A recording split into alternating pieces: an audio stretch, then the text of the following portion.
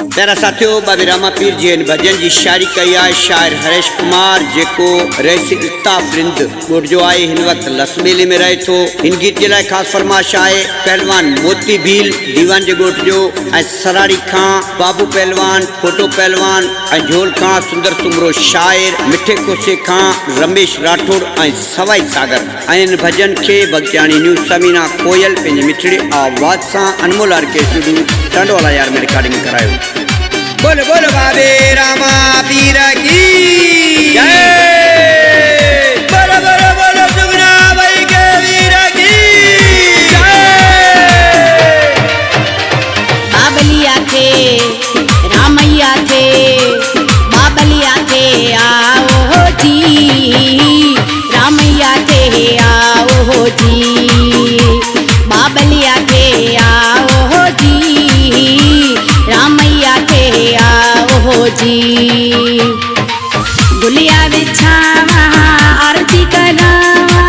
शहर कंधे में आओ जी बाबलिया थे आओ जी रामैया थे आओ जी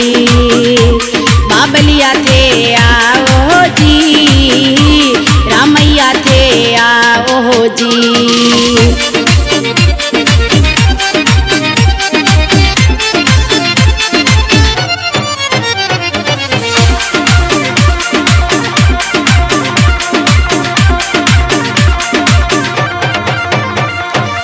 दर्जी कने जावा धजा ठरावा धजा में पगिया ओम लिखावा दर्जी कने जावा धजा ठरावा धजा में पगिया ओम लिखावा धजा ठराए तांजे मंदरिए में बाबा जी गिर से चढ़ावा जी बाबा जी थे आओ जी रामैया थे आओ जी बाबलिया थे आओ जी रामैया थे आओ जी।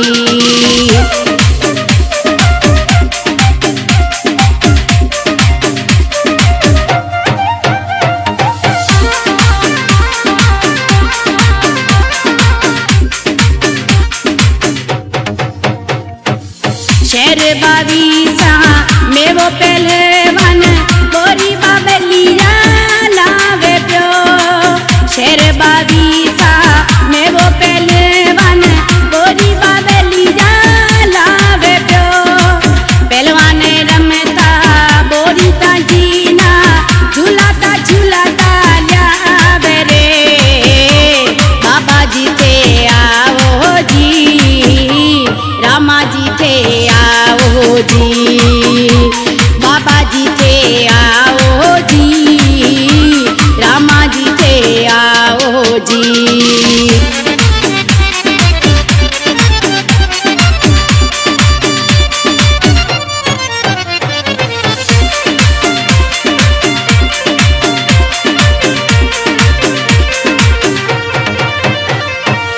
लस बेले सा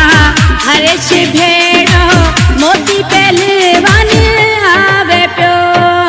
लस बेले सा हर्ष भेड़ो मोती पहलवान आवे प्यो एर से को दे जय जय बोला है ताजा नारिया लगाए प्यो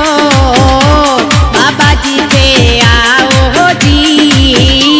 रामा जी थे आओ जी बाबलिया थे आओ जी रामैया थे आओ जी बाबलिया थे आओ जी रामैया थे आओ जी। गुलिया बिछावा आरती करावा शहर कंधे में आओ जी बाबलिया थे